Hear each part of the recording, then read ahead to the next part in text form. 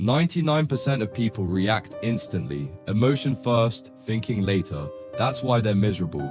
But the 1%, they use a secret weapon. Between what happens to you and how you respond, there is a gap.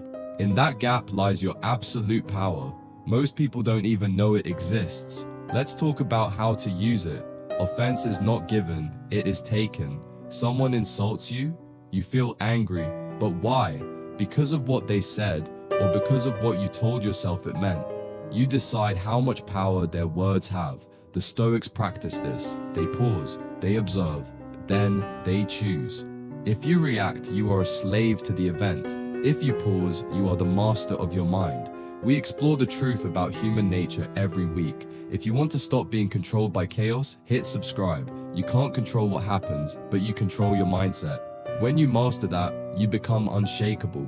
Ask yourself today, are you reacting or are you choosing?